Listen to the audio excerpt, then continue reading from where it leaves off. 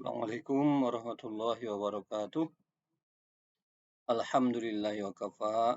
Wassalatu wassalamu ala nabil mustafa wa ala alihi washabihi ahli tuqal wafa amma ba'du.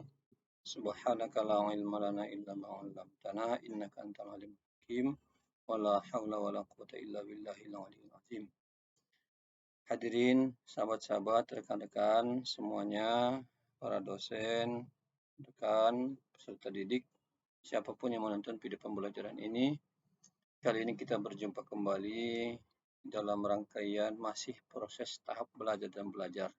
Dan sungguh belajar adalah proses sepanjang hayat, dari boyan sampai liang lahat, dari kita hidup sampai nanti wafat, tetap belajar. Nah, sekarang kita akan belajar tentang bab 4, masalah sholat berjamaah. Ini sejatinya adalah pelajaran PAI dan budi pekerti 1 SMP kelas 7. Tapi tetap bermanfaat bagi kita siapapun umat Islam di seluruh dunia. Kita akan mempelajari bersama sholat berjamaah. Karena memang sejatinya sholat berjamaah adalah ibadah kepada Allah yang sifatnya rame-rame sebagai syiar agama Islam. Masjid didirikan, azan dikumandangkan, di antara adalah untuk mengajak orang kaum muslimin untuk sholat berjamaah di masjid. Sekarang kita akan lebih fokus pada melakukan sholat berjamaah. Bab yang keempat, melakukan sholat berjamaah. Apa pengertiannya? Pengertian sholat berjamaah yaitu sholat berjamaah adalah sholat yang dilakukan bersama-sama. Sekurang-kurangnya 2 orang, yaitu imam dan makmum. Hukum sholat fardu. Hukum sholat berjamaah adalah sunnah muakkad, sunnah yang sangat dianjurkan. Perhatikan firman Allah SWT dalam surah An-Nisa ayat 4. Surah An-Nisa surah keempat ayat 102. A'udzubillahi minasyaitonirrajim. Bismillahirrahmanirrahim.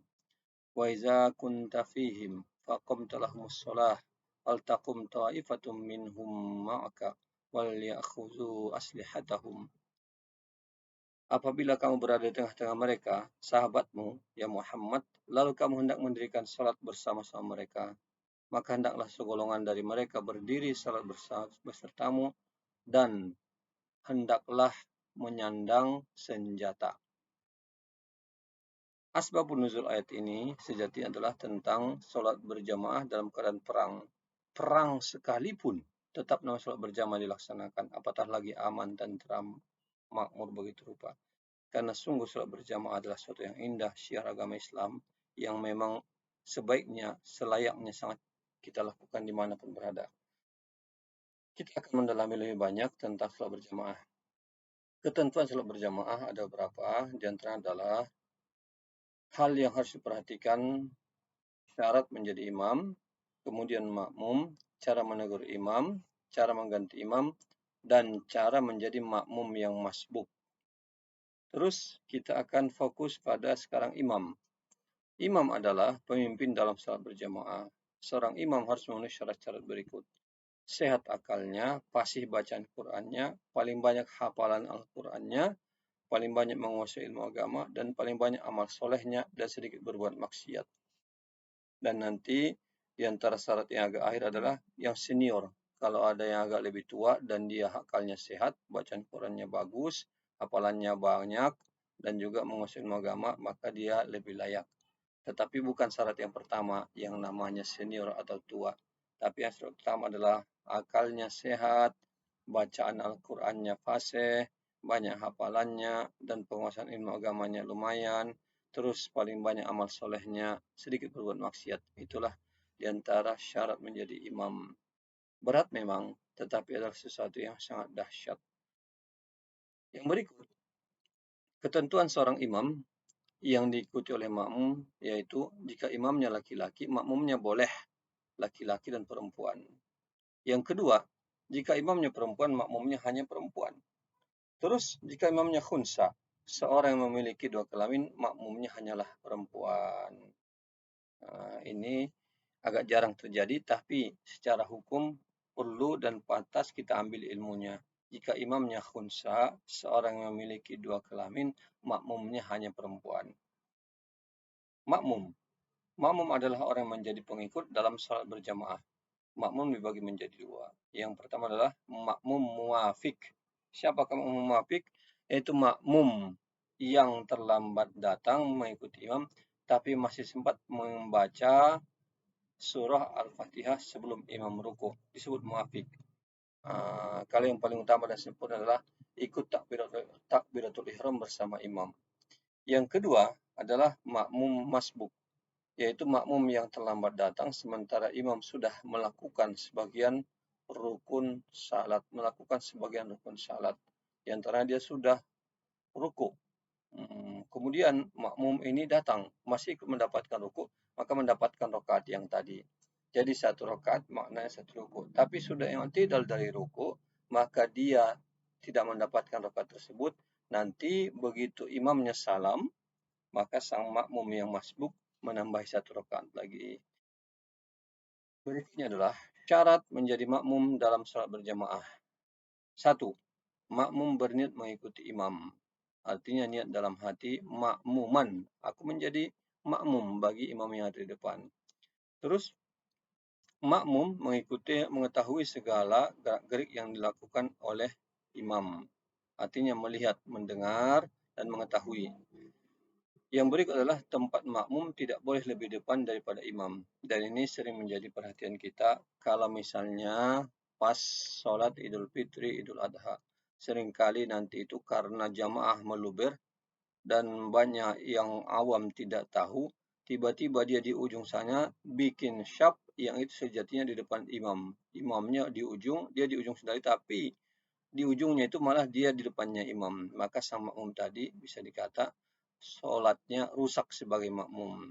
Imam maknanya adalah amama imama yang di depan yang diikuti. Terus yang berikut adalah yang keempat, makmum tidak boleh mendahului imam dalam melakukan rukun-rukun salat. Yang kelima, makmum tidak boleh melambatkan diri dari imam lebih dari 2 rukun. Yang keenam, niat salat makmum harus sama dengan salat imam. Dan yang ketujuh, makmum dan imam harus berada di satu tempat. Tidak boleh ada dinding pemisah yang menghalangi makmum dengan imam.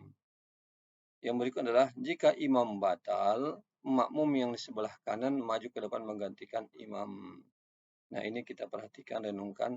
Kalau misalnya dalam salat berjamaah nanti ada makmum di belakang kita yang pas kurang lebih belakang imam, maka usahakan yang kira-kira nanti bisa menggantikan imam kalau ada apa-apa. Dan banyak kisah kita lihat, tiba-tiba imam sholat tarawih meninggal, maka makmum di belakangnya melanjutkan. Bukan membubarkan sholat, tetapi lanjutkan sholat berjamaah. Selesai sholat berjamaah, baru imam yang tadi ada musibah diurus. Nah, terus yang kesembilan, jika imam melakukan kesalahan atau lupa, makmum memberitahunya dengan mengucapkan subhanallah bagi makmum laki-laki dan menepuk tangan bagi makmum perempuan. Kalau misalnya dia lupa bacaannya, maka nanti makmum di belakangnya memberikan isyarat, mungkin kalimat ayat yang berikutnya untuk dibaca, membenarkan, meluruskan. Hadirin, sahabat-sahabat rekan-rekan rahimakumullah, ada gambar di sini tentang saf barisan salat berjamaah. Nah, salat berjamaah, posisi salat berjamaah antara imam dan makmum yaitu apabila imam laki-laki dan makmum laki-laki satu orang, makmumnya berada di sebelah kanan. Imam sedikit ke belakang. Sedangkan apabila imam tadi adalah laki-laki dan makmum laki-laki 2 orang, makmumnya berada di belakang imam. Terus apabila imam laki-laki dan makmum laki-laki serta makmum perempuan berada di belakang makmum laki-laki. Kita bisa lihat secara zoom nanti tentang posisi sholat berjamaah, dan insya Allah kita juga biasa melaksanakannya. Hanya kemudian ini untuk mengingatkan kita semua. Yang keempat, apabila imam laki-laki dan makmum perempuan satu, maka makmumnya agak jauh di belakang imam. Itu sebagai contoh untuk kita ambil sebagai pegangan. Mempraktekkan sholat berjamaah. Sebelum sholat berjamaah, seorang imam hendaknya melakukan hal-hal berikut. Yang pertama adalah imam terlebih dahulu menghadap ke belakang, memperhatikan saf barisan makmum agar rapi. Nanti dalam prakteknya mengatakan sawu subakum, bariskan, haruskan safnya dan samakan. Setelah saf rapi, imam memulai salat dengan takbiratul ihram yang diikuti oleh makmum. Allahu Akbar. Takbiratul ihram adalah takbir yang pertama dan makmum ikuti. Makmum jangan mendahului. Yang berikut praktek salat berjamaah adalah apabila ada makmum yang baru datang, langsung mengisi saf yang kosong. Bagi makmum yang masbuk, ketinggalan rakaat dengan imam setelah imam salam harus menyempurnakan rakaat yang tertinggal. Di antaranya makmumnya datang, imamnya selesai ruku, dia dapat yang tidak, maka nanti tambahi 1 rakaat lagi.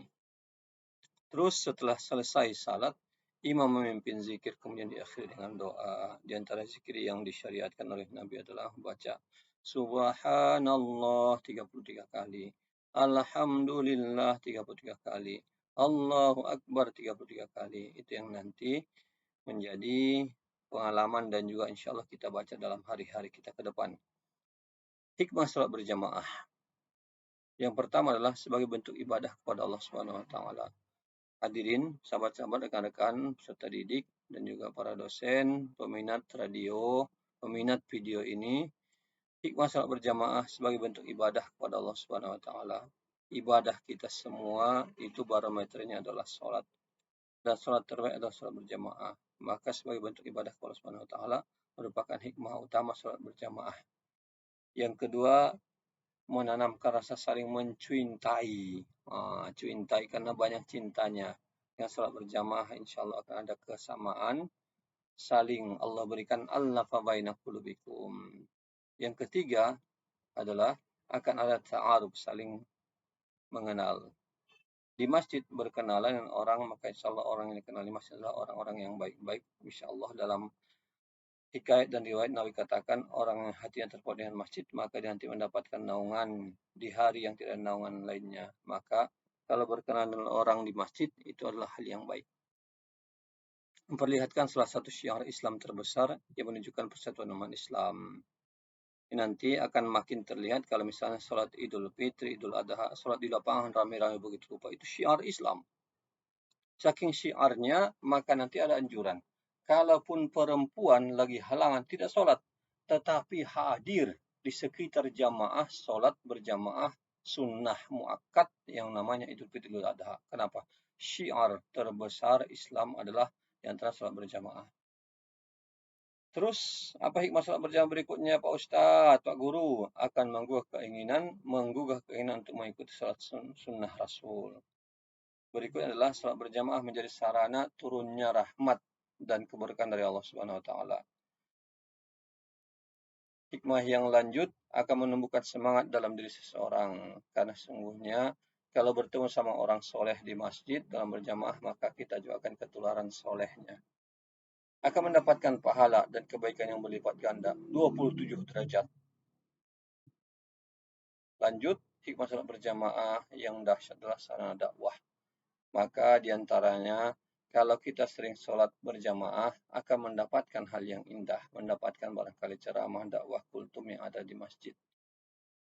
Kemudian yang terakhir dalam catatan kami, menumbuhkan perasaan sama, sederajat, dan menghilangkan status sosial yang terkadang menjadi pembatas di antara orang-orang yang mungkin kalau di kantor ada atasan ada bawahan. Tapi kalau lagi sholat berjamaah, atasan bawahan menjadi lebur. Kopral dan jenderal sama-sama tunduk sujud patuh kepada Allah Subhanahu wa taala, sama-sama bersimpuh di bumi. Hikmah salat berjamaah dan kemudian sebagai rangkuman adalah salat berjamaah adalah salat yang dilakukan secara bersama-sama sekurangnya 2 orang, yaitu imam dan makmum. Penjelasannya adalah 2 orang ini boleh laki perempuan, boleh perempuan-perempuan, atau mungkin seorang dengan anaknya. Yang jelas salat berjamaah itu minimal 2 orang. Kalau 1 orang namanya salat munfarid. Rangkuman yang kedua, imam adalah pemimpin dalam salat berjamaah. Rangkuman yang ketiga, makmum adalah orang yang menjadi pengikut dalam salat berjamaah. Makmum dibagi 2, yaitu makmum muwafiq dan makmum masbuk. Makmum muwafiq adalah orang yang mengikuti salat dari awal, sempurna, sepakat dari semenjak rakaat yang pertama. Yang kedua adalah makmum masbuk. Siapa itu? Yang ketinggalan 1 atau lebih rakaat di dalam salat berjamaah.